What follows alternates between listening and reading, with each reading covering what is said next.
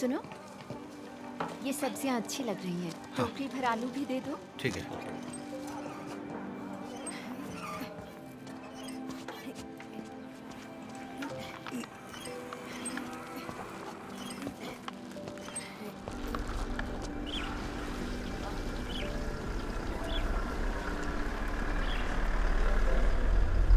हमने कहा ना कि साइन बोर्ड पर धार्मिक वचन लिखने की अनुमति नहीं है। समझ में नहीं आता? बोला ना, आज ही उतर जाना चाहिए। जाने दे। चलो जल्दी से उतारो इसे। पहलवान से कोई मुकाबला नहीं। स्वर्ग का उपहार लिखना गैर कानूनी है। उतारो इसे। कहा ना उतारो इसे, ये तो होना ही है।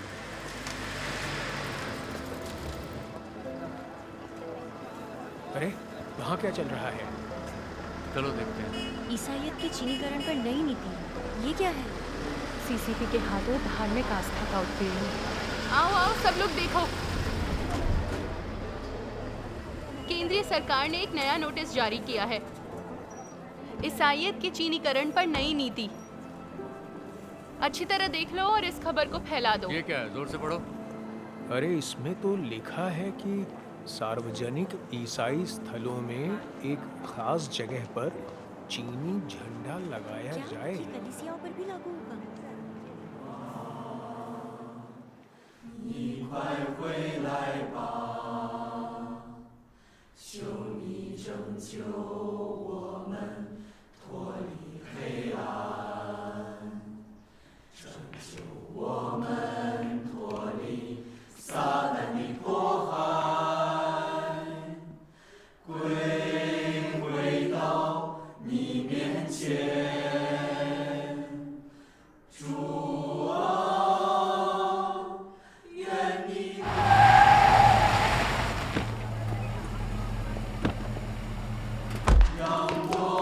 सुनो, धार्मिक मंत्रालय वाले आए हैं।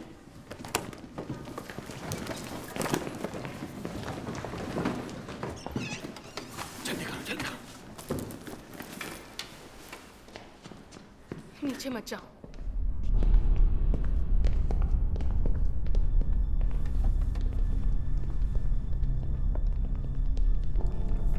धार्मिक मंत्रालय के लोग फिर से आ गए, कुछ तो बुरा होने वाला है। चुप करो।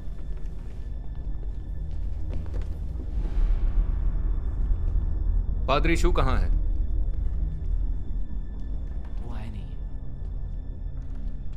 अभी तक नहीं आए।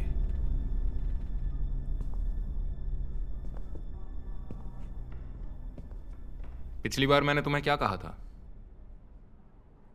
राष्ट्रीय झंडा, अध्यक्ष माओ और शी की तस्वीरें सभी कलीसियाओं में लगनी चाहिए। लगाई क्यों नहीं? फौरन लगवाओ। डायरेक्टर शी, संविधान ये नहीं कहता कि हमें अध्यक्ष शी की तस्वीर लगानी पड़ेगी। क्या एक नास्तिक नेता की तस्वीर लगाने का मतलब मूर्ति पूजा नहीं है? हाँ बिल्कुल। बाइबल हमें सिर्फ परमेश्वर की आराधना करने के लिए कहती है, किसी मूर्ति की नहीं। इसलिए आप मुझे इसकी परवाह नहीं कि बाइबल क्या कहती है। चीन में तुम विश्वासियों को राष्ट्रीय नीति और सरकारी आदेशों को मानना पड़ेगा। सरकार के मुताबिक अध्यक्ष की तस्वीर न लगाना कानून तोड़ना है, इसलिए तुम्हारी कलीसिया बंद कर दी जाएगी। क्या? हमने कोई कानून नहीं तोड़ा। ये गलत है। सरकार को ये हक किसने दिया? बिल्कुल ये गलत है। गलत नहीं, सही कहा। पादरी शू आ गए।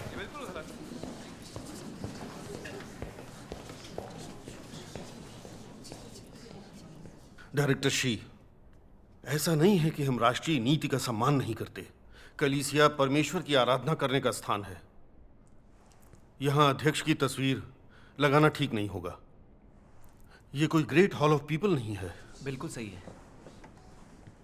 अब आप सोचिए, अगर विदेशी लोग आकर कलीसिया में राष्ट्रीय नेताओं की तस्वीरें देखेंगे और लोगों को बताएंगे, तो क्या कम्युनिस्ट पार्टी की महान सम्मानीय अच्छी छवि को चोट नहीं पहुंचेगी?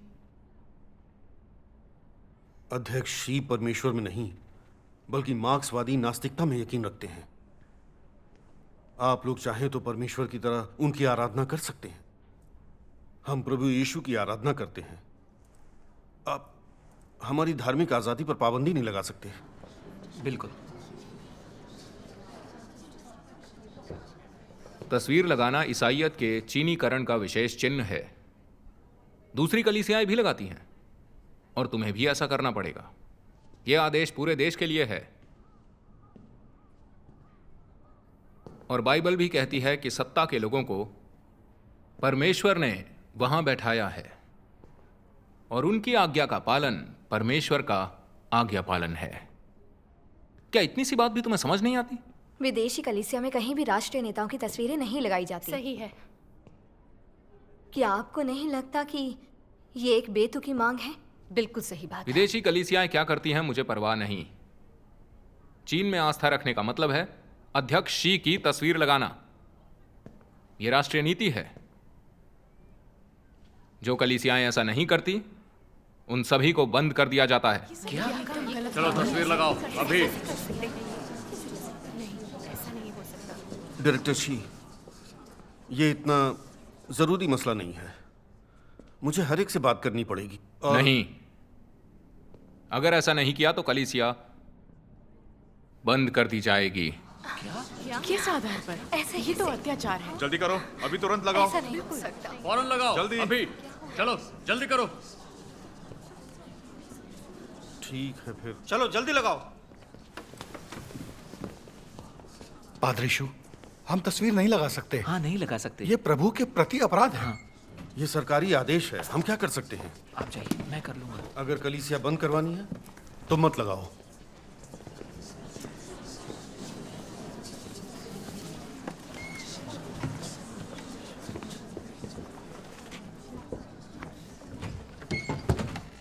और ऊपर लगाओ, एकदम सीधी। टेढ़ी है।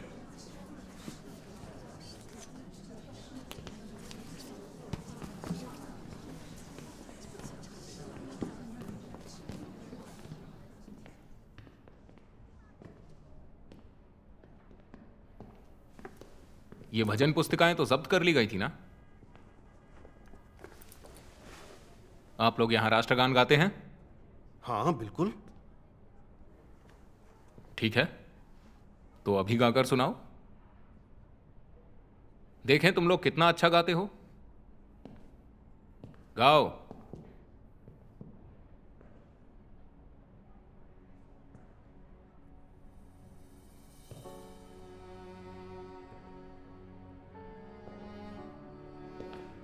इसी वक्त गाओ।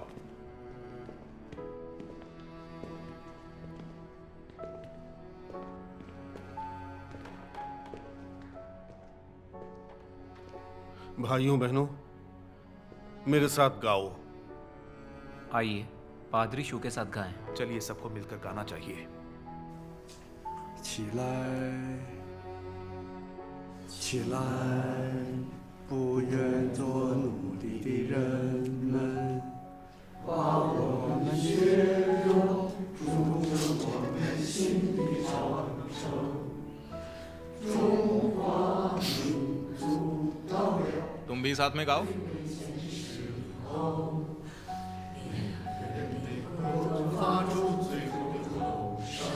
आवाज ऊंची नहीं है, फिर से।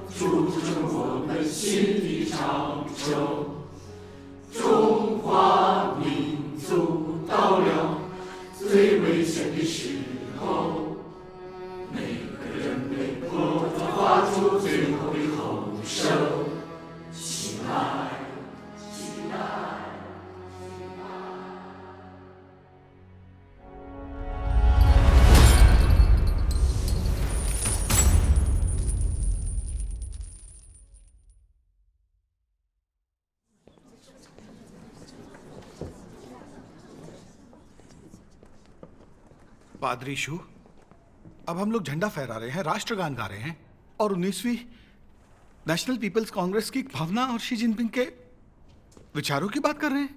ये बेहुदा मजाक है। क्या ये अब भी प्रभु में आस्था है? ये महज कम्युनिस्ट पार्टी में विश्वास है। बिल्कुल। पार्टी कलीसियाओं को ढाकर क्रूस हटा रही है और ईसाइयों को गिरफ्तार कर उनका उत्पीड़न कर रही है। ये लोग ईसाइयत को पूरी तरह से मिटा देना चाहते हैं। एकदम सही। और हमने उनके आगे समर्पण कर दिया। क्या ये मूर्खता नहीं है? सही कहा, क्या हमने हार नहीं मान ली हमने है? ये मुसीबत खुद बुलाई है। मैं 3 सेल्फ कलीसिया में इसलिए शामिल हुई थी क्योंकि मुझे डर था। मुझे लगा था कि ये मुझे प्रभु यीशु में आस्था रखने देंगे, मुझे सरकारी सुरक्षा मिल जाएगी। मुझे नहीं पता था कि कम्युनिस्ट पार्टी बस तैयारी कर रही है। क्रूस उतरवा दिया, कोई बात नहीं, लेकिन अब हमें राष्ट्रगान गाना और झंडा उठाना होगा। शी जिनपिंग की तस्वीर भी लगानी पड़ेगी। सीसीपी आखिरकार अपना बदसूरत चेहरा दिखा रही है। आस्था को मिटाने के लिए धर्म का इस्तेमाल औजार की तरह किया जा रहा है। हम लोग सचमुच में कम्युनिस्ट पार्टी के गुलाम बन गए हैं। जब मैंने ये गाया कि उठो जो नहीं है गुलाम, तब अंदर ही अंदर मेरा गुस्सा बहुत भड़क रहा था। मैं क्या करती? सही कहा। मैं भी यही लगा। हमें कम्युनिस्ट पार्टी का गुलाम बनने से इनकार कर देना चाहिए। हमें उन्हें ना कहना ही होगा। सही है, हम गुलाम नहीं बनेंगे। उन्हें उंगली देंगे तो वो हाथ पकड़ लेंगे। उनकी दबंगई इतनी बढ़ गई है, वो हमारी आस्था को मिटा रहे हैं।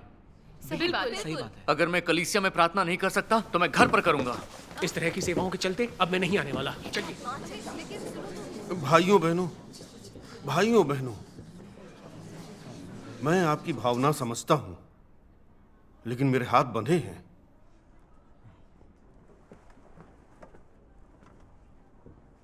कम्युनिस्ट पार्टी क्या है? एक नास्तिक क्रांतिकारी पार्टी। अगर आप लोग नहीं सुनेंगे तो ये लोग आपको सिर्फ जेल में ही नहीं डालेंगे, बल्कि आपको मार डालेंगे।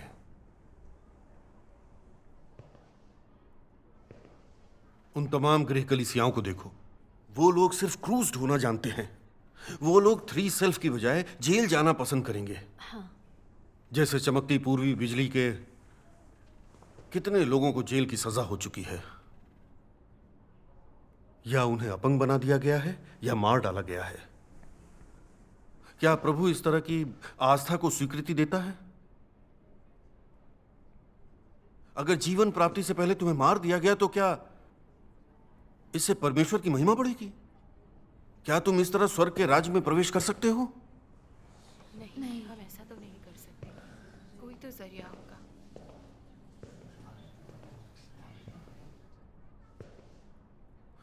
हम लोग 3 सेल्फ कलीसिया की आड़ इसलिए लेते हैं क्योंकि हमारे पास और कोई विकल्प नहीं। प्रभु यीशु हमें सिखाता है, सांपों के समान बुद्धिमान और कबूतरों के समान भोले बनो। झंडा फहराने और राष्ट्रगान गाने में ही हमारी समझदारी है। प्रभु हमारे दिल में देखता है। अगर हम उसके नाम को न नकारें या उसे धोखा न दें और अंत तक डटे रहें तो हम बचा लिए जाएंगे। आमीन। देखिए पादरी शू ये कलीसिया को बचाने के लिए कर रहे हैं। अगर कलीसिया बंद हो गई तो हम लोग कहां सभा करेंगे? हम सबको पादरी शू की बात सुननी ही चाहिए। सीसीपी के साथ समझदारी से निपटना है। कलीसिया को बचाने का और कोई रास्ता नहीं है। कलीसिया में मूर्ति पूजा करना प्रभु के प्रति अपराध है। यही तो बात है। पादरी शू, सीसीपी का आज्ञा पालन करना गलत है। अगर हम लोग गृह कलीसिया का मार्ग अपना ले तो? क्या गृह कलीसिया का मार्ग? वो बंद गली है। क्या तुम जेल जाने के लिए तैयार हो? जेल की कोठरी से प्रभु में आस्था रखोगे?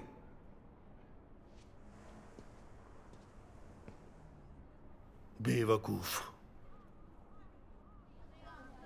ठीक है, धन्यवाद। एक स्क्रीन प्रोटेक्टर देना। लाइए, देता हूं।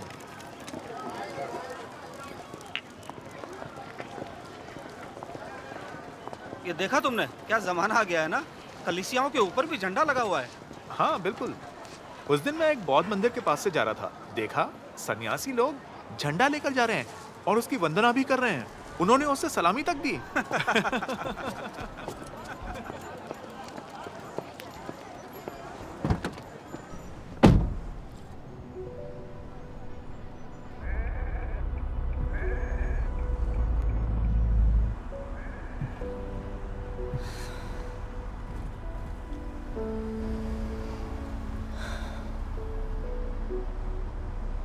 हम लोग कलीसिया में हैवानों के सरदार और शैतान की पूजा कर रहे हैं।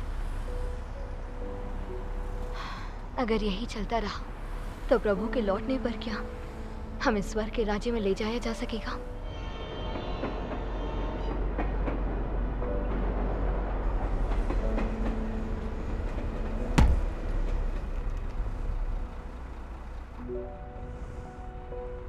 जब से 3 सेल्स में शामिल हुआ हूं, एक के बाद एक गलत कदम उठाया है।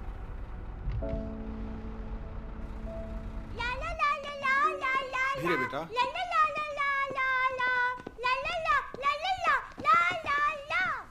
जंगल में शिकारी के आने पर सारे जानवर भाग गए, लेकिन 2 पकड़े गए। बताओ कौन थे वो? कछुआ? सही। दूसरा कौन था? नहीं, पता नहीं। शुतुरमुर्ग। शुतुरमुर्ग क्यों? क्योंकि शुतुरमुर्ग डरकर अपना मुंह रेत में छिपा लेते हैं।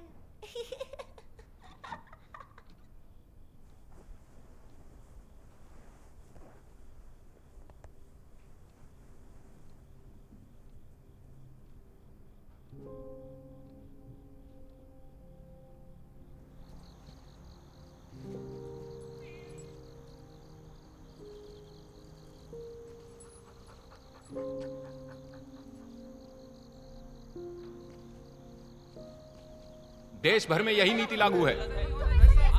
देश की सारी कलीसियाओं को अपने क्रूस उतारने पड़ेंगे। अगर तुम नहीं उतारोगे तो तुम्हारी कलीसिया गिरा दी जाएगी। आपको ऐसा करने का हक किसने दिया? आप हमारे क्रूस क्यों उतार रहे हैं? बस। लेकिन क्यों? बैठ जाओ।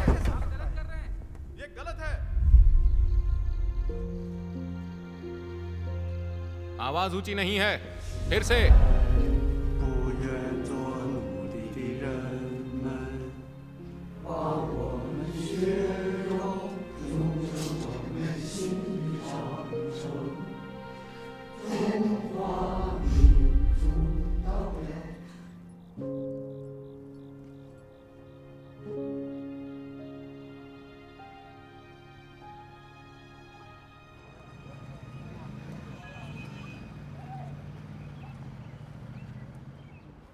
हेलो। Hello Mrs ज़ांग।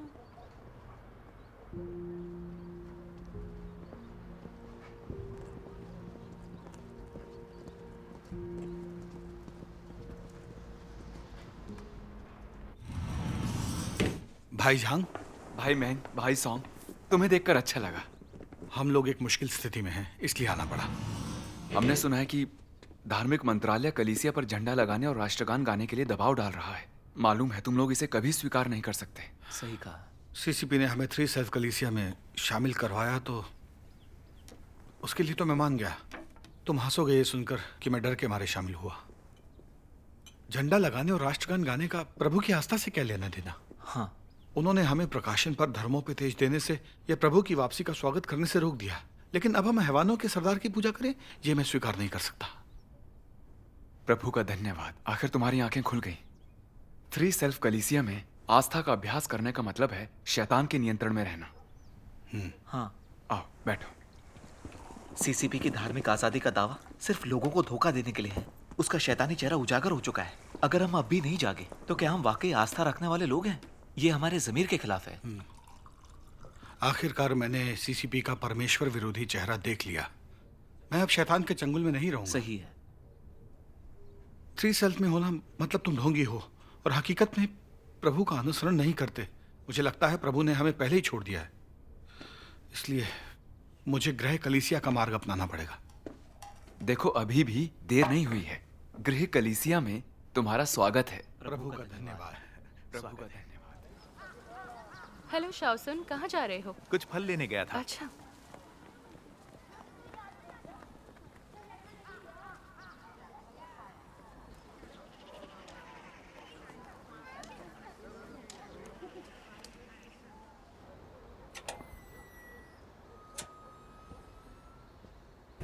आ जाओ बाहर।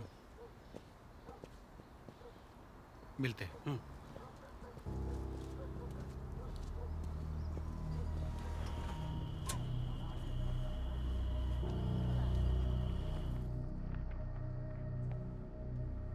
पादरी शू,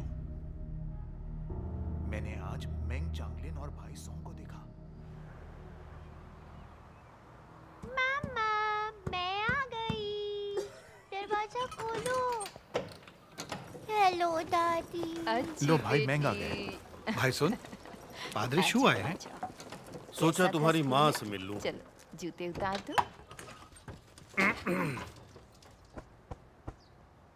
शिवाओ यू बेटा, जाओ और अपना होमवर्क करो। जाओ यू, बेटा आओ मेरे साथ, हम लोग अंदर जा रहे हैं।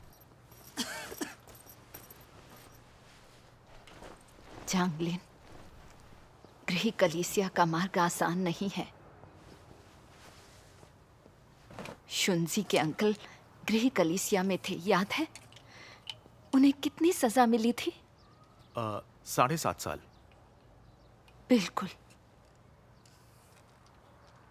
क्या तुम देख नहीं रहे जिस तरीके के हालात बन रहे हैं?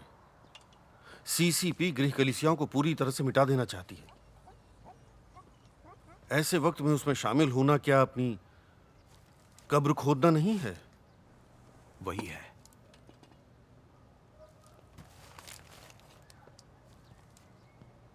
अगर अपना नहीं तो क्या तुम्हें अपनी माँ और बेटी का भी ख्याल नहीं है?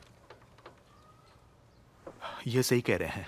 अगर हम पादरी शू के साथ 3 सेल्फ कलीसिया में शामिल ना होते तो बहुत पहले ही गिरफ्तार हो चुके होते। ऐसा करके हम खुद को तो बचा सकते हैं, लेकिन क्या जीवन पा सकते हैं? प्रभु यीशु ने कहा था, जो अपने प्राण बचाता है वह उसे खोएगा, और जो मेरे कारण अपना प्राण खोता है वह उसे पाएगा।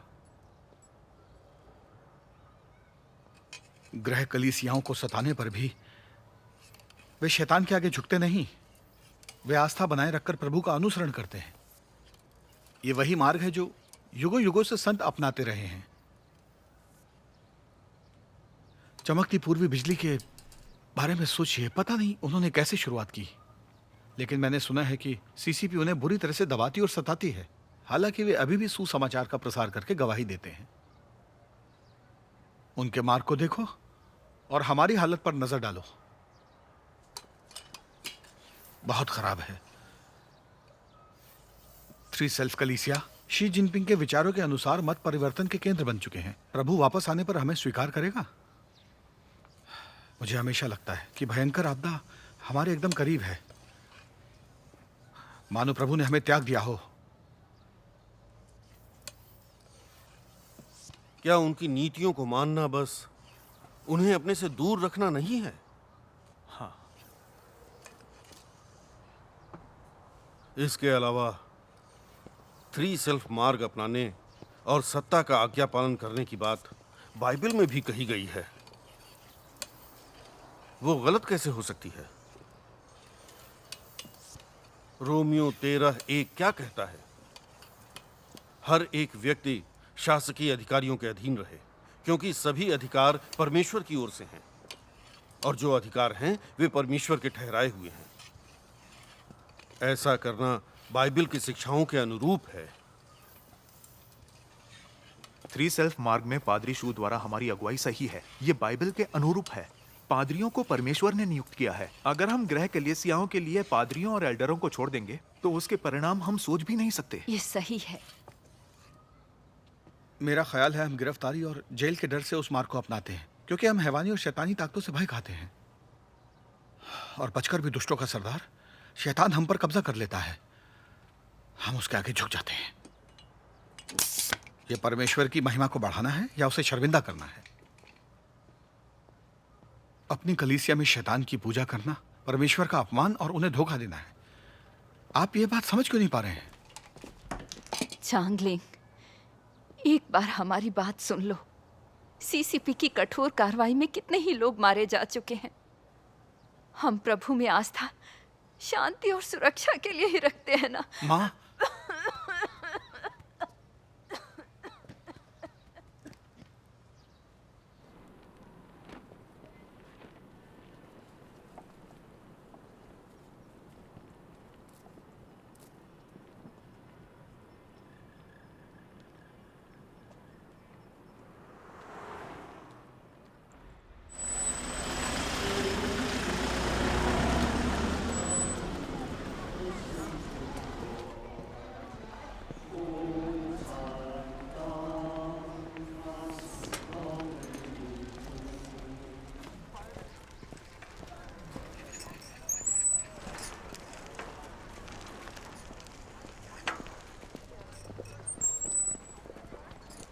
चांगलिंग, जिहेंग, तुम कब वापस आए? बस हाल ही में। तभी तुम कहीं नजर नहीं आए। तुम शहर के बाहर छिपे हुए थे। हाँ, मैं गिरफ्तारियों से बच रहा था। इन कुछ सालों में मैं कई गृह कलीसियाओं में भी गया। व्यस्त रहने के कारण आ नहीं पाया। और यहाँ पर कैसा चल रहा है? पूछो मत। 3 सेल्फ कलीसिया की सभाओं में तो बस बाइबल पर सतही बातें होती हैं, उसमें कुछ हासिल नहीं होता। अब हमें झंडा फहराकर राष्ट्रगान गाना और दुष्टों के सरदार की पूजा करनी पड़ती है। ये कम्युनिस्ट पार्टी का मत परिवर्तन केंद्र बन चुका है। अगर हम गृह कलीसियाओं में वापस नहीं गए तो हम खुद नास्तिक बन जाएंगे। हाँ, तुम तो जानते हो मैं बहुत जिद्दी हूँ। सीसीपी ने मेरे लिए कोई विकल्प नहीं छोड़ा। मुझे हैवान का बदसूरत चेहरा साफ साफ नजर आ गया। 3 सेल्फ कलीसिया में 10 साल से ज्यादा रहकर भी मुझे कुछ हासिल नहीं हुआ। पादरियों और एल्डरों ने सचमुच हमारा कितना अहित किया है। आखिरकार तुम जाग गए, ये एक अच्छी बात है। बैठो। प्रभु यीशु ने कहा था, और जो अपना क्रूस लेकर मेरे पीछे ना चले वह मेरे योग्य नहीं। जो अपने प्राण बचाता है वह उसे खोएगा, और जो मेरे कारण अपना प्राण खोता है वह उसे पाएगा। धन्य है वे जो धार्मिकता के कारण सताए जाते हैं, क्योंकि स्वर्ग का राज्य उन्हीं का है। आमीन।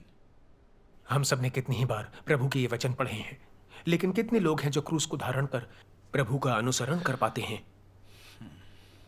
सोचो, जब प्रभु ने आकर काम किया तो इतने सारे यहूदी लोग उसका अनुसरण क्यों नहीं कर पाए? उन्हें गिरफ्तारी का ही डर था ना। उस समय के यहूदी धर्म को सरकार ने आज की 3 सेल्फ कलीसिया की तरह ही अपने हाथ में ले रखा था। उस समय रोमन सरकार ने उसे मान्यता दी, उत्पीड़न नहीं किया। लेकिन अंत में क्या हुआ? प्रभु ने उन सबको त्याग दिया। इस दौरान जिन लोगों ने प्रभु यीशु का अनुसरण कर उसके लिए सब कुछ छोड़ दिया, वे उस समय की गृह कलीसियाओं से जुड़े हुए थे। उनका भयंकर उत्पीड़न हुआ, लेकिन उन्होंने प्रभु से उद्धार पाया, आस्था के बारे में कुछ सत्यों को समझा, प्रभु का अनुसरण करना और उसकी गवाही देना सीखा, और परमेश्वर का आशीष और मार्गदर्शन प्राप्त किया। 3 सेल्फ में क्या सचमुच आस्था और प्रभु का अनुसरण होता है? उन्हें हर मामले में सीसीपी की सुननी पड़ती है, बल्कि गृह कलीसियाओं पर नजर रखने के लिए उनकी मदद करनी पड़ती है। वे जानते हैं उन्हें प्रभु यीशु की आराधना करनी चाहिए, फिर भी वे झंडा फहराकर राष्ट्रगान गाते हैं और सीसीपी की आज्ञा का पालन करते हैं। ये ईसाइयों के लिए अपमानजनक है। इस शहर में 40 से भी ज्यादा विश्वासी कलीसियाओं का त्याग करके गृह कलीसियाओं में शामिल हो गए और इस तरह सरकारी नियंत्रण से बच गए। ये एक बहुत ही गंभीर समस्या है। वाकई में मेरा आग्रह है कि सभी कलीसियाओं के धार्मिक कर्मी धार्मिक नीतियों के बारे में लोगों को और अधिक शिक्षित करें। हर विश्वासी के वैचारिक रुझानों को और उसकी सोच में आ रहे बदलाव को समझना और संबंधित राजनैतिक विचार कार्य को तुरंत लागू करना जरूरी है। हमें सब्र से उनका मार्गदर्शन कर उन्हें आस्तिकता से बाहर निकालना होगा और साथ ही विज्ञान और पार्टी में उनका विश्वास कायम करना होगा, ताकि वक्त के साथ वे पार्टी और देश से प्यार करने लगें।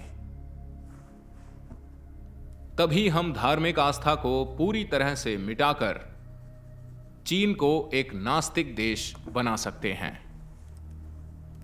ये सुनिश्चित कर सकते हैं कि सभी चीनी लोग पार्टी पर विश्वास रखकर उसका अनुसरण करें और पार्टी के शाश्वत शासन के विशाल लक्ष्य को पा सकते हैं। उन बातों को सोचकर अब लगता है हम प्रभु के मार्ग से भटक गए थे। हमने सिर्फ पादरियों और एल्डरों की बात मानकर सीसीपी की नीतियों का पालन किया, लेकिन हमने प्रभु के वचनों का पालन ना करके हर कदम पर बाइबल की शिक्षाओं के साथ दगा की। हमने वाकई प्रभु का विरोध किया और उसे धोखा दिया। अब मैंने सबक सीख लिया है। हमें आस्था में लोगों के नहीं बल्कि प्रभु के वचनों को सुनना और उसका अनुसरण करना चाहिए। पहले के संतों का मार्ग सही था। अगर हम क्रूस धारण और प्रभु का अनुसरण ना करें तो हम अनुयायी होने लायक नहीं हैं। मैं इन पदों से 10 साल से भी ज्यादा समय से परिचित हूँ, पर पहली बार समझा कि प्रभु के वचन सचमुच सत्य है। हाँ, जब हम प्रभु का अनुसरण करके गवाही देते हैं तो शैतान हमारा उत्पीड़न करता है, लेकिन उस अनुभव को बिल्कुल भी कम मत आंको, क्योंकि उसमें सबक है। जब हम प्रभु पर भरोसा करके उसे मार्गदर्शन करने देते हैं तो हम परमेश्वर के कर्मों को देखकर उसकी इच्छा समझ सकते हैं और देख सकते हैं कि वो कैसे लोगों को राह दिखाता है, उन्हें बचाता है। इसलिए कष्ट और परीक्षण सहना वास्तव में परमेश्वर का आशीष है। अगर हम गिरफ्तारी से डरकर और सुख और सुरक्षा की लालसा करेंगे और अधम तरीके से जिएंगे तो क्या कभी सत्य या जीवन पा सकेंगे? क्या हम कभी परमेश्वर की स्वीकृति पा सकेंगे? हमें शैतान को त्याग कर उसके बंधन से बच निकलना होगा और शांति और आनंद के लिए पूरी आस्था से प्रभु का अनुसरण करना होगा। तभी हम प्रभु के वचनों के आधार पर उसका स्वागत करके कोई मार्ग पा सकते हैं। हाँ, मैंने सही कहा ना? परमेश्वर का धन्यवाद।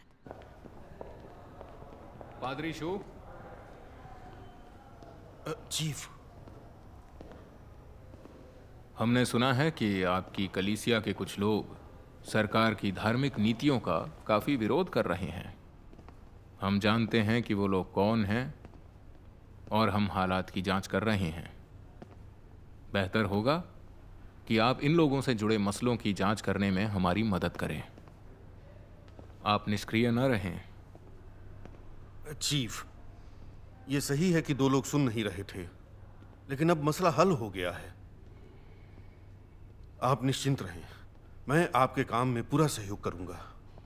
खबरदार, अगर ऐसा कुछ दोबारा हुआ तो कलीसिया तो आप गवाएंगे ही, पादरी के पद से भी आप हाथ धो बैठेंगे।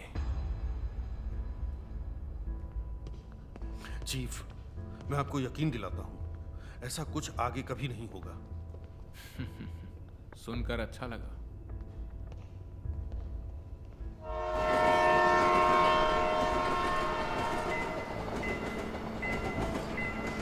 गृह कलीसिया में जाने को हल्के ढंग से नहीं लिया जा सकता।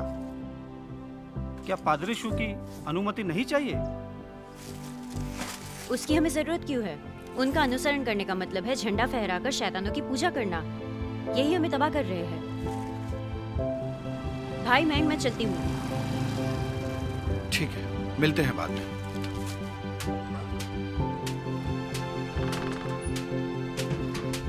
वैसे भी गृह कलीसिया में जाना सही है। शुरू में कायर बन जाना ही हमारी गलती थी। भाई लियांग,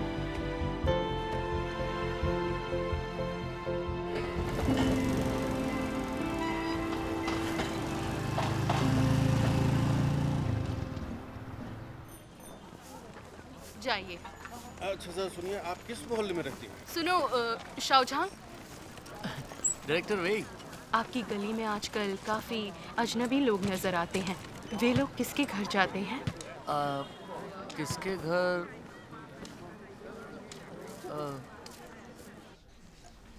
अब तुमने शैतान की दुष्ट ताकत को देख लिया है। तुम्हें लगता है कि राष्ट्रगान गाना और हैवानों की पूजा करना प्रभु को शर्मिंदा कर उन्हें धोखा देना है। तुम 3 सेल्फ कलीसिया छोड़ना चाहते हो। ये मसले इतने आसान नहीं है। 3 सेल्फ मार्ग को अपनाने की पादरियों और एल्डरों के अपने कारण हैं, लेकिन ऐसे में हमें उनका अनुसरण करना है या नहीं? ये प्रभु की इच्छा के अनुरूप है या नहीं? या प्रभु इसे स्वीकृति देगा या नहीं? इसके लिए हमें सत्य की खोज और प्रभु से प्रार्थना करनी होगी। प्रभु के वचनों के आधार के बिना इंसानी बुद्धि और विचारों के आधार पर फैसला लेकर हम गलत रास्ता चुन सकते हैं। इंसानी प्रकृति सुख पसंद करती है, कष्टों से बचना चाहती है, खासतौर से प्रभु की खातिर या सत्य पाने के लिए। प्रभु के लिए कोई मरना नहीं चाहता। गिरफ्तारी या उत्पीड़न का अनुभव होते ही हम यहूदा बन जाते हैं, प्रभु और कलीसिया को धोखा दे बैठते हैं। परिणाम क्या होते हैं? कोई भी मार्ग चुनते वक्त हमें प्रभु की इच्छा का पता लगाना चाहिए। आंख मूंद कर लोगों का अनुसरण करना बेवकूफी होगी। हाँ। व्यवस्था के युग में परमेश्वर ने कहा, मेरे ज्ञान के न होने से मेरी प्रजा नष्ट हो गई। नीति वचन में भी कहा गया है, परंतु मूढ़ लोग निर्बुद्धि होने के कारण मर जाते हैं। आमीन। अगर तुम कम्युनिस्ट पार्टी के शैतानी शासन में सत्य और जीवन पाना चाहते हो तो तुम्हें अपने जीवन को दांव पर लगाकर अपनी जान का सौदा करना पड़ेगा। बिना सच्ची आस्था के क्या तुम कभी प्रभु का अनुसरण कर सकते हो? तुम केवल 3 सेल्फ मार्ग पर अधम तरीके से जी सकते हो और आशीषों का इशारा मिलते ही तुम कलीसिया में विश्वास करने के लिए पादरी के पीछे भागते हो।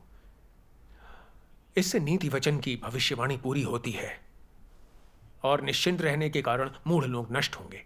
मैं कुछ समझा नहीं। पादरी का 3 सेल्फ मार्ग में हमारा मार्गदर्शन करना बाइबल पर आधारित है। इसके अलावा पादरियों और एल्डरों को परमेश्वर ने नियुक्त किया है, उनका अनुसरण करना गलत कैसे है? हाँ, इसमें गलत क्या है? पादरियों और एल्डरों को परमेश्वर ने नियुक्त किया है या नहीं, ये इंसान की बातों से तय नहीं होता। हमें परमेश्वर के वचनों के अनुसार जाना होगा। प्रभु ने नहीं कहा कि उन लोगों को परमेश्वर ने नियुक्त किया है। क्या पवित्र आत्मा ने कभी ये बात कही है? नहीं। जब प्रभु यीशु ने प्रकट होकर काम किया तो धार्मिक अगुवाओं ने ही उसका विरोध और निंदा की और उसे सूली पर चढ़ा दिया। सही है। अगर पादरी और एल्डर हमें परमेश्वर के अनुसरण का सही मार्ग दिखाएं, पवित्र आत्मा के कार्य की पुष्टि करें, तो उनका अनुसरण करने में कोई बुराई नहीं। अगर वे हमें शैतान के आगे घुटने टेकने और हैवानों के सरदार की पूजा करने के लिए कहें, तो क्या तुम फिर भी यही कहोगे कि उनको परमेश्वर ने नियुक्त किया है? क्या ये लोगों को भटका कर चोट पहुंचाना नहीं है? सही बात है। हाँ, बिल्कुल यही बात है। हाँ, सही। धार्मिक जगत के अधिकतर पादरी और एल्डर आध्यात्मिक संस्थानों के स्नातक हैं। वे पेशेवर आध्यात्म शास्त्री हैं जो अपने वेतन के लिए आध्यात्म पर निर्भर हैं। वे लोग परमेश्वर के अनुयायी बिल्कुल नहीं हैं। उनमें अधिकतर विज्ञान में विश्वास करते हैं, दिव्य चमत्कारों में नहीं। कुछ लोग तो प्रभु यीशु के दिव्य गर्भ धारण को भी नहीं मानते। वे लोग सिर्फ नास्तिक हैं। खास तौर से 3 सेल्फ कलीसियाओं के पादरी। उनमें से कुछ कम्युनिस्ट पार्टी के स्कूलों में प्रोफेसर हैं, बाकी मार्क्सवाद लेनिनवाद संस्थानों के विशेषज्ञ हैं, और कुछ तो ऐसे धार्मिक कर्मी हैं जो यूनाइटेड फ्रंट के लिए बाइबल पर शोध करते हैं। अधिकतर या तो पार्टी के सदस्य हैं या फिर पार्टी के एजेंट हैं। ये लोग अपने आप को पादरी कहते हैं। इन्हें पार्टी ने कलीसिया में बाइबल की व्याख्या करने के लिए रखा है। तुम्हें लगता है ये लोग परमेश्वर द्वारा नियुक्त किए गए हैं? जाहिर है ये लोग सीसीपी ने नियुक्त किए हैं, यह परमेश्वर ने नहीं किया है। क्या सीसीपी द्वारा नियुक्त पादरियों को परमेश्वर द्वारा नियुक्त किया गया बताना, उनका आज्ञा पालन परमेश्वर का आज्ञा पालन बताना ईश निंदा नहीं है? तथ्यों को तोड़ मरोड़ कर हम बुराई को नेकी समझ रहे हैं। सही कहा। ये सही है। ये एकदम सच है। ये लोग रुतबे और प्रभाव की चाटुकारिता करते हैं और जीवन के लालची हैं। खुद को सुरक्षित रखने के लिए शैतानी शासन का आज्ञा पालन करना पसंद करते हैं। क्या हम ऐसे झूठे चरवाहों की आज्ञा का पालन कर सकते हैं? बिल्कुल नहीं कर सकते। नहीं। इस बारे में सोचो। ये वाकई गंभीर मामला है। इसका संबंध इससे है कि हम स्वर्ग के राज्य में प्रवेश कर सकते हैं या नहीं।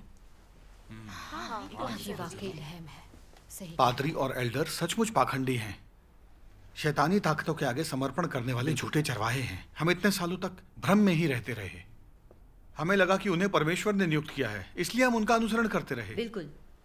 हमने सोचा उनका आज्ञा पालन परमेश्वर का आज्ञा पालन है। हम लोग सत्य को समझे बिना अंधे हैं। इससे प्रभु के वचन वाकई पूरे हो जाते हैं, और अंधा यदि अंधे को मार्ग दिखाए तो दोनों ही गड्ढे में गिर पड़ेंगे। विश्वासी के तौर पर हमें प्रभु यीशु के वचन सुनकर उसका अनुसरण करना है। हम लोग झूठे चरवाहों के हाथों धोखा खाकर शैतान की पूजा नहीं कर सकते। हाँ। प्रभु यीशु ने कहा था, जो मुझसे हे प्रभु कहता है, उनमें से हर एक स्वर्ग के राज्य में प्रवेश ना करेगा, परंतु वही जो मेरे स्वर्गीय पिता की इच्छा पर चलता है। आमीन। तो वास्तव में परम पिता की इच्छा को पूरा करना क्या है? हमें प्रभु यीशु के वचन सुनने हैं और उनके अनुसार अभ्यास करना है। वही अनुयायी होता है। सीसीपी की बात मानकर और झूठे चरवाहों का अनुसरण करके क्या हम परमेश्वर की इच्छा पूरी कर रहे हैं? नहीं। क्या हम परमेश्वर का सरासर विरोध करके उसे धोखा नहीं दे रहे हैं? हाँ, ये सहभागिता वाकई प्रभु बिल्कुल। वाली है। बिल्कुल।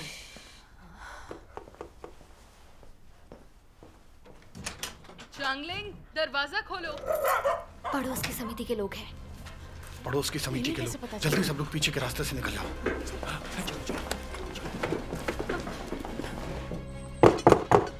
चांगलिंग, दरवाजा खोलो।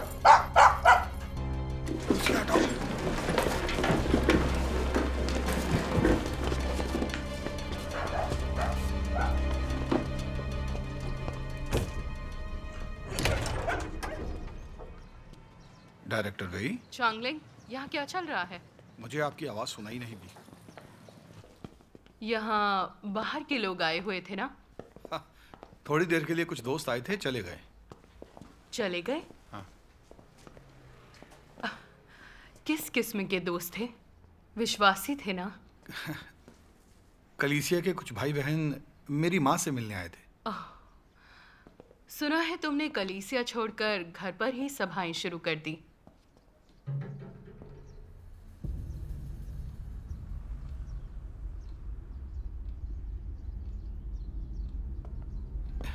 यहाँ कोई नहीं है।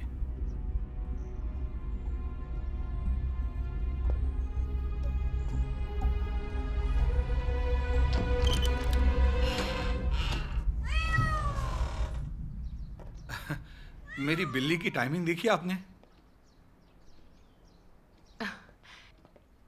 चांगलिंग, हाँ। 3 सेल्फ के साथ रहना ही सही विकल्प है। अगर तुम घर पर सभाएं करते हो तो ये गैर कानूनी है। सही है। हाँ। ठीक है, चलिए चलें। बाहर तक आने की जरूरत नहीं।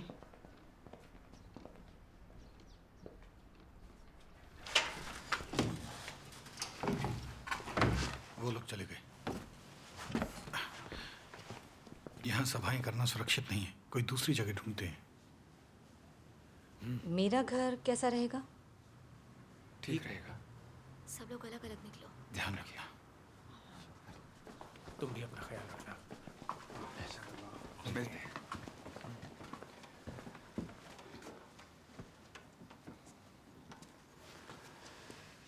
जी हैंग, तुमने इतने बरस बाहर रहकर बहुत कुछ समझ लिया है।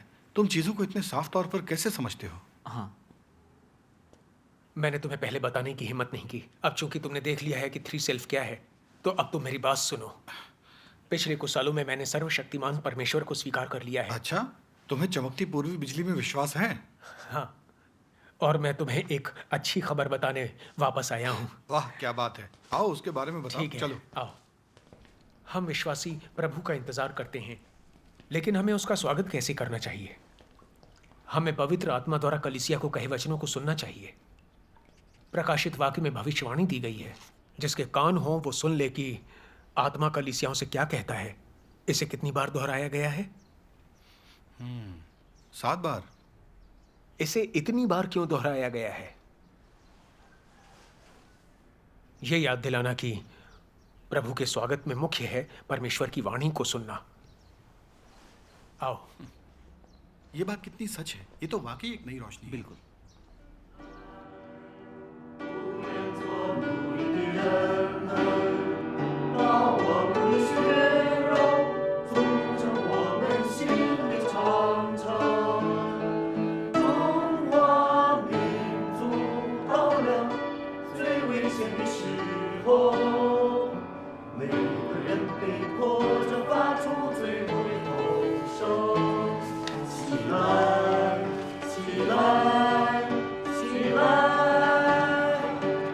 रुको रुको, सब लोग चेहरे पर थोड़ी खुशी लाओ, दिल से गाओ, समझे? राष्ट्रीय दिवस सिर पर है। अधिकारी हमारा प्रदर्शन देखेंगे। अगर ऐसी रोनी सूरत रखेंगे तो हम राष्ट्रीय दिवस का पूरा मूड खराब कर देंगे, समझे? तो होने दो मूड खराब। मेरा गाना हो गया। हम लोग ये क्यों कर रहे हैं? काम चलाओ हो गया ना, बस ठीक है। मुझे घर पर और भी काम है। हाँ, हाँ। ठीक है, बस एक बार और कर लेते हैं। कहा ना, बस एक बार और। शुरू करो। हम ये क्यों कर रहे हैं? ठीक है, शुरू करें।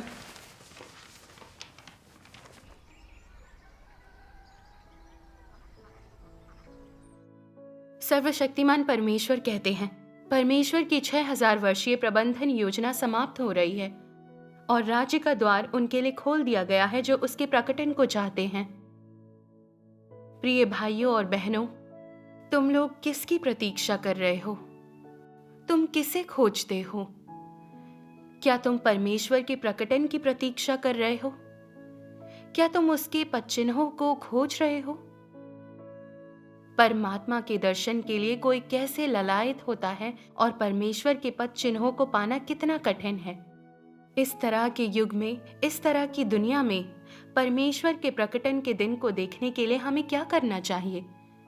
उनके पदचिन्हों के साथ तालमेल बनाए रखने के लिए क्या करना चाहिए? ऐसे प्रश्नों से उन सभी का सामना होता है जो परमेश्वर के प्रकटन की प्रतीक्षा कर रहे हैं। तुम लोगों ने उन सभी पर एक से अधिक अवसरों पर विचार किया है, लेकिन परिणाम क्या हुआ? परमेश्वर कहाँ दिखाई देता है? परमेश्वर के पदचिन्ह कहाँ हैं? क्या तुम लोगों को उत्तर मिल गया है? कुछ लोग आवेगपूर्ण रूप से ये मान लेते हैं कि जहां भी पवित्र आत्मा कार्य पर है वहां परमेश्वर प्रकट होता है। नहीं तो वे मानते हैं कि जहां भी आध्यात्मिक हस्तियां होती हैं वहां परमेश्वर प्रकट होता है। नहीं तो वे मानते हैं कि जहां कहीं भी विख्यात लोग होते हैं वहां परमेश्वर प्रकट होता है। फिलहाल आओ हम इस बात को एक और कर दें कि ऐसी मान्यताएं सही है या गलत। इसको समझाने के लिए हमारे पास पहले एक स्पष्ट उद्देश्य होना चाहिए। हम परमेश्वर के पद चिन्हों की खोज कर रहे हैं, आध्यात्मिक हस्तियों की तलाश नहीं। हम विख्यात हस्तियों की खोज तो बिल्कुल ना करके परमेश्वर के पद चिन्हों की खोज कर रहे हैं। चूंकि हम परमेश्वर के पद चिन्हों की खोज कर रहे हैं, इसलिए यह हमें परमेश्वर की इच्छा, उसके वचनों और कथनों को तलाशने के योग्य बनाता है। क्योंकि जहाँ कहीं भी परमेश्वर के द्वारा बोले गए नए वचन हैं, वहाँ उसकी वाणी है, और जहाँ कहीं भी परमेश्वर के पदचिन्ह हैं, वहाँ उसके कर्म हैं। जहाँ कहीं भी परमेश्वर की अभिव्यक्ति है, वहाँ परमेश्वर प्रकट होता है, और जहाँ कहीं भी वह प्रकट होता है, वहाँ सत्य, मार्ग और जीवन विद्यमान होता है। आमीन। आमीन। ये वचन तो कमाल के हैं, क्योंकि जहाँ कहीं भी परमेश्वर के द्वारा बोले गए नए वचन हैं, वहाँ परमेश्वर की वाणी है। जहाँ कहीं भी परमेश्वर की अभिव्यक्ति है, वहाँ परमेश्वर प्रकट होता है। सही कहा। ये बिल्कुल ठीक बात है। क्या हमने परमेश्वर की वाणी सुनकर उसका स्वागत नहीं किया है? सही है। पहले प्रभु का इंतजार करते हुए हम पादरी और एल्डरों की बात मानकर प्रभु की वाणी को सुनना नहीं जानते थे। हम लोग इतने मूर्ख और अज्ञानी कैसे थे? हाँ, ऐसा ही था। उन्होंने और क्या कहा?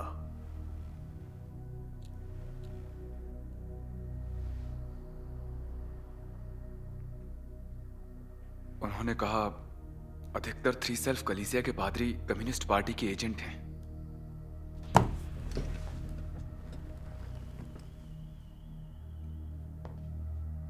उन्हें कम्युनिस्ट पार्टी ने नियुक्त किया है, परमेश्वर ने नहीं।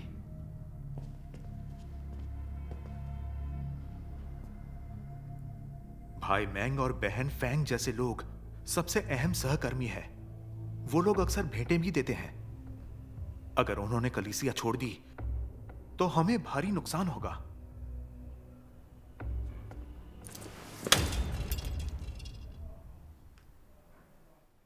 सर्वशक्तिमान परमेश्वर कहते हैं, एक समय मुझे यहोवा के नाम से जाना जाता था। मुझे मसीहा भी कहा जाता था। लोग मुझसे प्रेम और मेरा आदर करते और मुझे उद्धारकर्ता यीशु कहते थे। किंतु आज मैं वह यहोवा या यीशु नहीं जिसे लोग बीते समयों में जानते थे। मैं वह परमेश्वर हूं जो अंत के दिनों में वापस आ गया है और जो युग को समाप्त करेगा। वह परमेश्वर मैं स्वयं हूं जो अपने स्वभाव की परिपूर्णता के साथ और अधिकार, आदर एवं महिमा से भरपूर होकर पृथ्वी के छोरों से उदय होता है। लोग कभी भी मेरे साथ संलग्न नहीं हुए हैं, मुझे कभी जाना नहीं है और मेरे स्वभाव से हमेशा अनभिज्ञ रहे हैं। संसार की रचना के समय से लेकर आज तक एक मनुष्य ने भी मुझे नहीं देखा है। ये वही परमेश्वर है जो अंत के दिनों में मनुष्यों पर प्रकट होता है, किंतु वह उनके बीच में छुपा हुआ है। वह सामर्थ्य से भरपूर और अधिकार से लबालब भरा हुआ, धधकते सूरज और दहकती आग के समान सच्चे और वास्तविक रूप में मनुष्यों के बीच रहता है। कोई ऐसा मनुष्य या चीज नहीं है जिसका न्याय मेरे वचनों के द्वारा नहीं किया जाएगा, और ना कोई ऐसा है जिसे आग की लपटों के माध्यम से शुद्ध नहीं किया जाएगा। अंततः मेरे वचनों के कारण सारे राष्ट्र धन्य हो जाएंगे और मेरे वचनों के कारण टुकड़े टुकड़े भी कर दिए जाएंगे। इस तरह अंत के दिनों के दौरान सभी लोग देखेंगे कि मैं ही वह उद्धार करता हूं जो वापस लौट आया है। मैं ही वो सर्वशक्तिमान परमेश्वर हूं जो समस्त मानव जाति को जीतता है, और मैं ही एक समय मनुष्य के लिए पाप बलि था। किंतु अंत के दिनों में मैं सूरज की ज्वाला भी बन जाता हूं जो सभी चीजों को जला देती है। साथ ही सभी चीजों को प्रकट करने वाला धार्मिकता का सूर्य भी बन जाता हूं। अंत के दिनों का मेरा कार्य ऐसा ही है। मैंने इस नाम को अपनाया है और मैं इस स्वभाव से संपन्न हूं, ताकि सभी लोग देख सकें कि मैं धर्मी परमेश्वर हूं, धधकता हुआ सूरज हूं और दहकती हुई आग हूं। ऐसा इसलिए है ताकि सभी मेरी एकमात्र सच्चे परमेश्वर की आराधना कर सकें। परमेश्वर का धन्यवाद। और ताकि वे मेरे असली चेहरे को देख सकें। मैं ना केवल इजरायलियों का परमेश्वर हूं और ना मात्र छुटकारा दिलाने वाला, मैं समस्त आकाश, पृथ्वी और महासागरों के सारे प्राणियों का परमेश्वर हूं। आमीन। परमेश्वर का धन्यवाद। हाँ बिल्कुल। बुरी खबर, पुलिस आई है।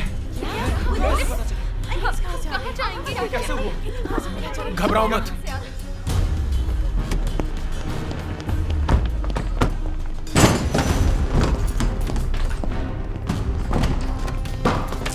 ये आप क्या कर रहे हैं? कानूनी धार्मिक ये सभा हमारा घर है। शिकायत मिली है। आपने इन पर हाथ क्यों उठाया? नीचे बैठो, हाथ पीछे। चले।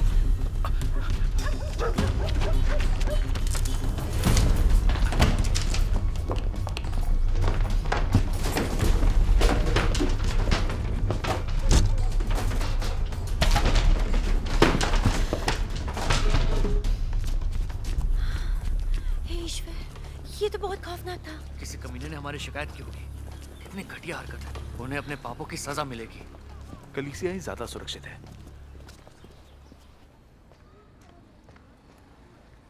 अगर मेंग चांगलिंग लौट आए तो उसे पुलिस स्टेशन आने के लिए कहना।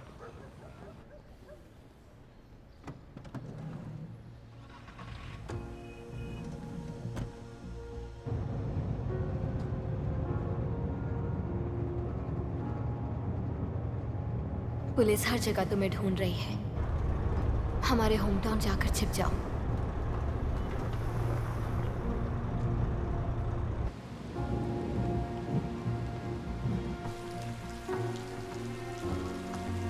अगर फिर किसी ने कलीसिया के नियम तोड़े और अजनबियों को घर बुलाया, खास तौर से चमकती पूर्वी बिजली के लोगों को, या उनके उपदेश सुने, तो कठोर होने पर मुझे दोष मत देना। पता लगते ही तुम्हें निकाल दिया जाएगा।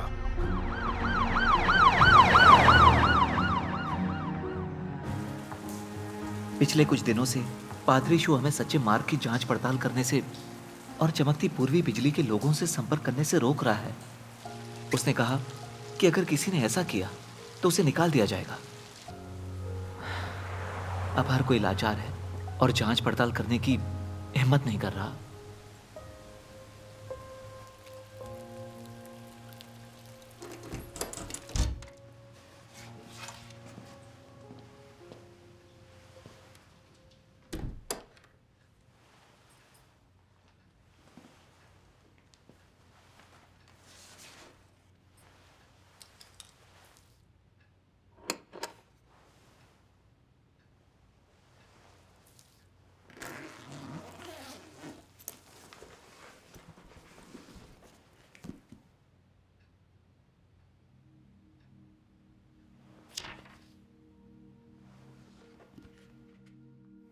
अंत के दिनों का मसीह जीवन लेकर आता है और सत्य का स्थायी एवं अनंत मार्ग प्रदान करता है। यह सत्य वो मार्ग है जिसके द्वारा मनुष्य जीवन को प्राप्त करेगा और सिर्फ इसी मार्ग से परमेश्वर को जानेगा और उसका अनुमोदन प्राप्त करेगा। यदि तुम अंत के दिनों के मसीह के द्वारा प्रदान किए गए जीवन के मार्ग को नहीं खोजते हो तो तुम कभी भी यीशु के अनुमोदन को प्राप्त नहीं कर पाओगे और कभी भी स्वर्ग के राज्य के फाटक में प्रवेश करने के योग्य नहीं बन पाओगे।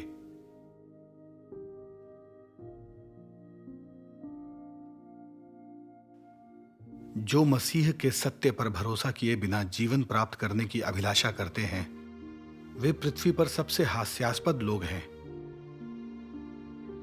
जो मसीह के बताए जीवन के मार्ग को स्वीकार नहीं करते हैं, वे कल्पना में ही खोए हुए हैं।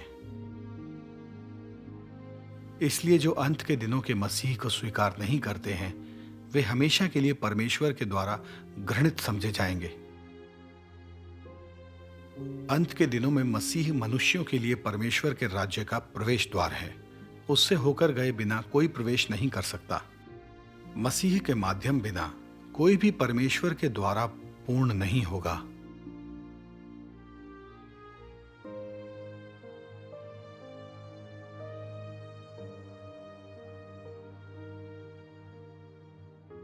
तुम परमेश्वर के विश्वासी हो, इसलिए तुम्हें उसके वचनों को स्वीकार कर उसके मार्ग का पालन करना चाहिए। सत्य को प्राप्त करने में या जीवन के प्रावधान को स्वीकार करने में असमर्थ रहते हुए तुम सिर्फ अनुग्रह प्राप्त करने के बारे में नहीं सोच सकते हो।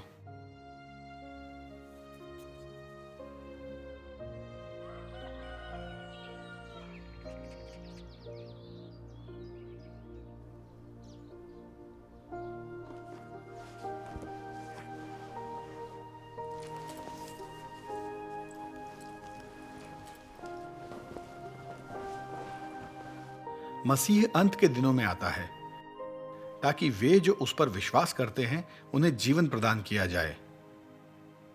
उसका कार्य पुराने युग को समाप्त करने और नए युग में प्रवेश करने के लिए है, और यही वह मार्ग है जिसे नए युग में प्रवेश करने वालों को अपनाना चाहिए।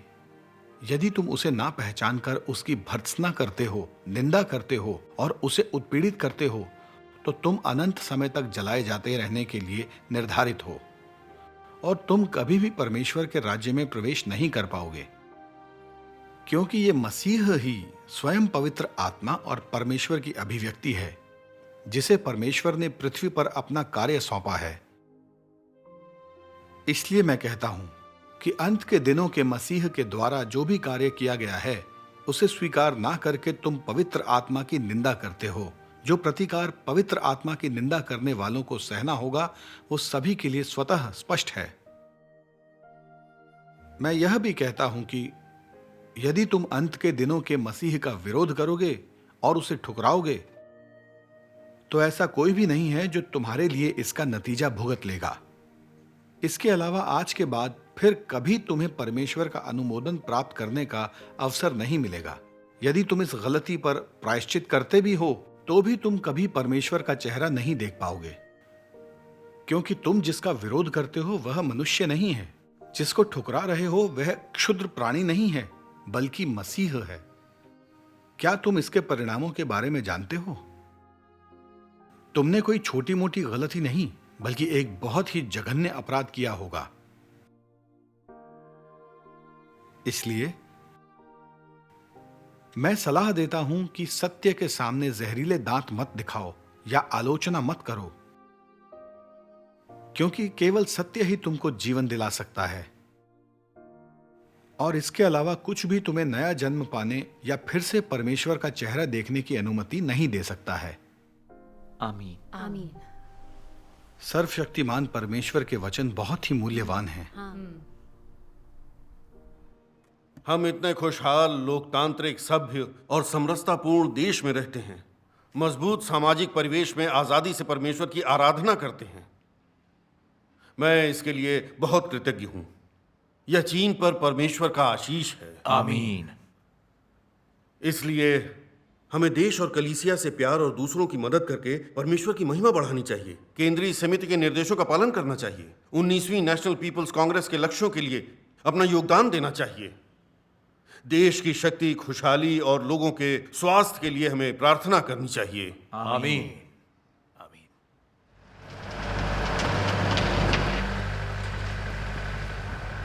बस करो, आज का काम हो गया। ठीक है। ये लो तुम्हारे 100। ये लो। ठीक चलो है, फिर मिलते हैं। अब हमारी बारी है।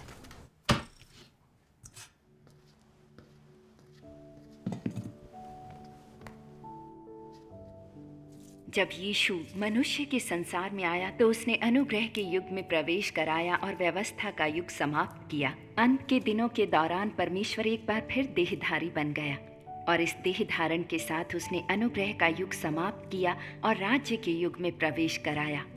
उन सबको जो परमेश्वर के दूसरे देह धारण को स्वीकार करने में सक्षम हैं, राज्य के युग में ले जाया जाएगा और इससे भी बढ़कर वे व्यक्तिगत रूप से परमेश्वर का मार्गदर्शन स्वीकार करने में सक्षम होंगे।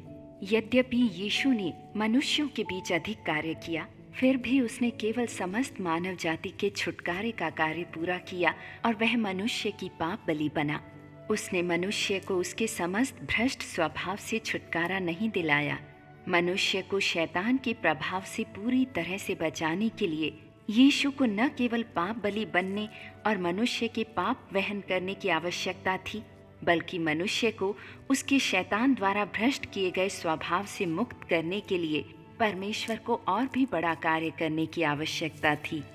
और इसलिए अब जबकि मनुष्य को उसके पापों के लिए क्षमा कर दिया गया है, परमेश्वर मनुष्य को नए युग में ले जाने के लिए वापस देह में लौट आया है और उसने ताड़ना एवं न्याय का कार्य आरंभ कर दिया है।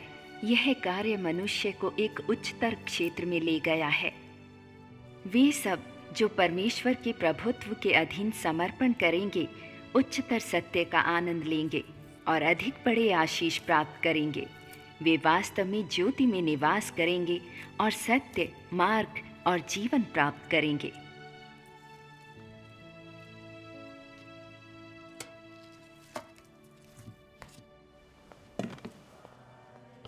चलो जल्दी करो। अरे धीरे, ध्यान से ध्यान से। इस तरफ आओ।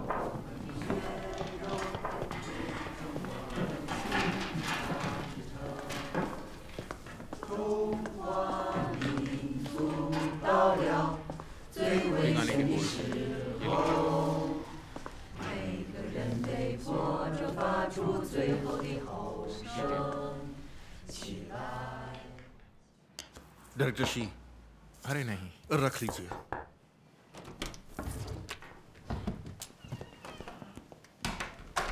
पादरी शू, हाँ।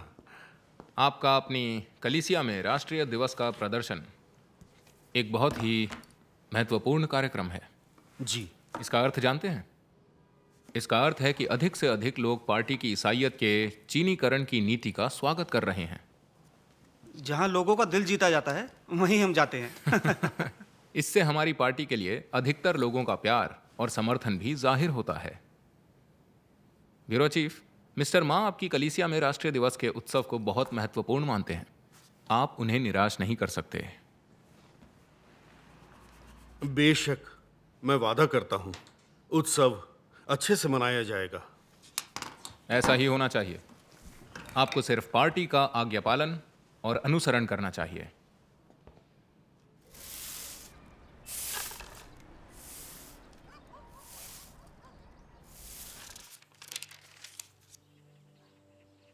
सर्वशक्तिमान परमेश्वर कहते हैं, अंत के दिनों में मसीह मनुष्य को सिखाने, उसके सार को उजागर करने और उसके वचनों और कर्मों की चीरफाड़ करने के लिए सत्यों का उपयोग करता है। इन वचनों में विभिन्न सत्यों का समावेश है, जैसे कि मनुष्य का कर्तव्य, मनुष्य को परमेश्वर का आज्ञा पालन कैसे करना चाहिए और कैसे उसके प्रति निष्ठावान होना चाहिए, मनुष्य को किस प्रकार सामान्य मनुष्यता का जीवन जीना चाहिए, और साथ ही परमेश्वर की बुद्धिमत्ता और उसका स्वभाव इत्यादि। ये सभी वचन मनुष्य के सार और उसके भ्रष्ट स्वभाव पर निर्देशित हैं। खास तौर पर वे वचन जो ये उजागर करते हैं कि मनुष्य किस प्रकार परमेश्वर का तिरस्कार करता है और किस प्रकार मनुष्य शैतान का मूर्त रूप और परमेश्वर के विरुद्ध शत्रु बल है।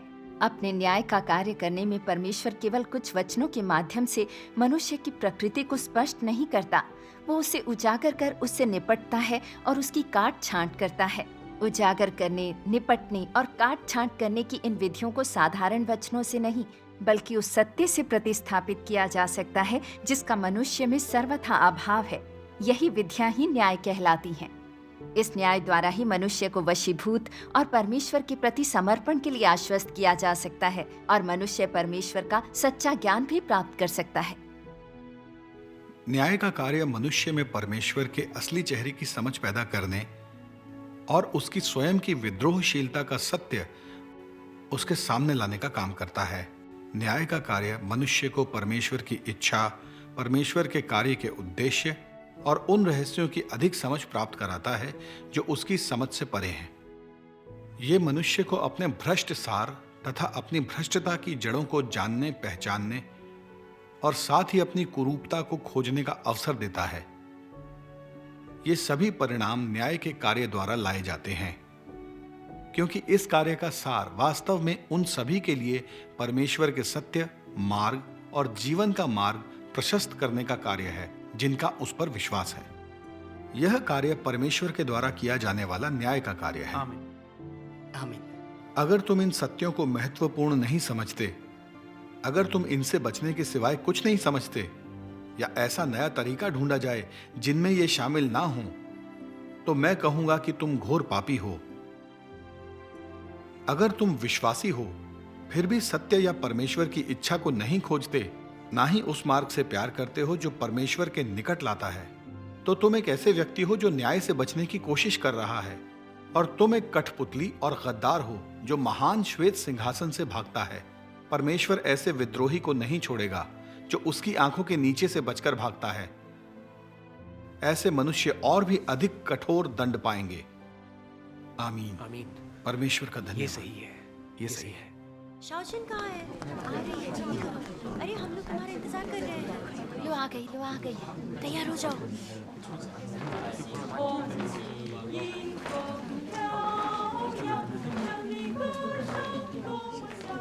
पादरी शू, यह है कार्यक्रम। हम राष्ट्रगान से शुरू करेंगे, उसके बाद नृत्य होगा और फिर सदा पार्टी के साथ समूह गान होगा। उसके बाद होगी हास्य वार्ता और हास्य नाटिका, और आखिर में समूह गान होगा पार्टी मेरी परम प्रिय माँ। इसमें अगर आपको कोई बदलाव चाहिए तो बता दीजिए।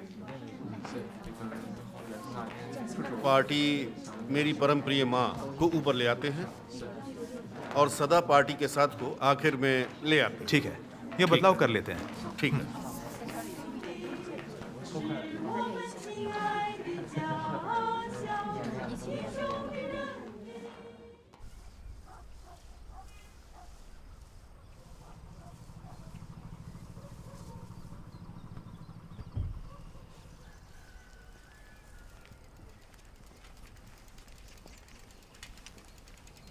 अब तक तो ठीक है। भाई शांग और बाकी लोग अंदर हैं। जाओ। ठीक है।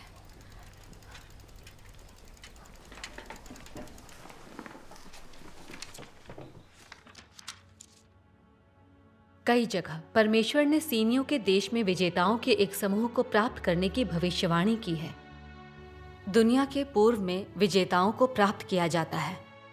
इसलिए परमेश्वर अपने दूसरे देह धारण में जहां कदम रखता है वह निसंदेह सीनियों का देश है।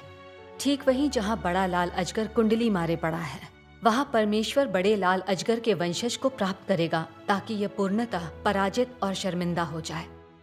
परमेश्वर इन गहन रूप से पीड़ित लोगों को जगाना चाहता है, उन्हें पूरी तरह से जगाना, कोहरे से बाहर निकालना चाहता है और चाहता है कि वे उस बड़े लाल अजगर को ठुकरा दें। परमेश्वर उन्हें उनके सपने से जगाना, उन्हें बड़े लाल अजगर के सार से अवगत कराना, उनका संपूर्ण हृदय परमेश्वर को दिलवाना, अंधकार की ताकतों के दमन से बाहर निकालना, दुनिया के पूर्व में खड़े होना और परमेश्वर की जीत का सबूत बनाना चाहता है। केवल तभी परमेश्वर महिमा को प्राप्त करेगा। आमीन। ये तो परमेश्वर का धन्यवाद। अच्छा था। सर्वशक्तिमान परमेश्वर के वचनों का एक और अंश पढ़ें। ठीक है। ठीक है।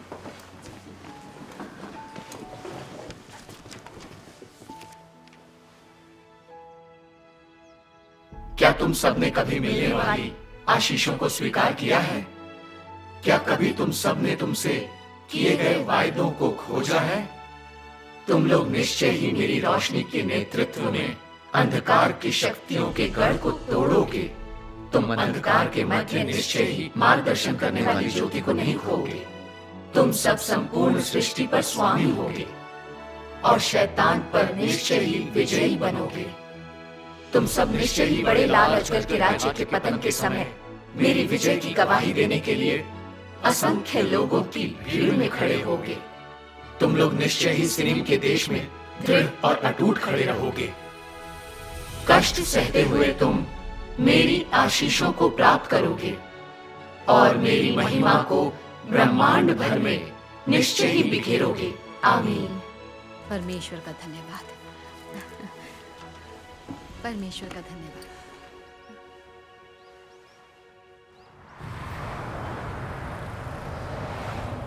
चलो आइए शुरू हो जाए। बहुत भूख लगी। अच्छा है। बहुत ही अच्छा है। क्या स्वाद है। मजा आ रहा है। और बहुत बढ़िया, मजा आ गया। स्वादिष्ट है। लीजिए लीजिए लीजिए। ये लीजिए, खाना बहुत अच्छा है। प्रभु का धन्यवाद। आप लोगों ने रिहर्सल में बहुत मेहनत की है। धार्मिक मंत्रालय हमारे काम से खुश है, तो कल के प्रदर्शन की कामयाबी के नाम आओ उसे कामयाब बनाएं। हाँ, सही बात है। आज की शाम कामयाबी के नाम। आइए परमेश्वर के वचनों का भजन गाएं। ठीक है। ये है आओ सियोन में लेकर यशगान, जो हमने कुछ दिन पहले ही सीखा है। बहुत अच्छी बात है।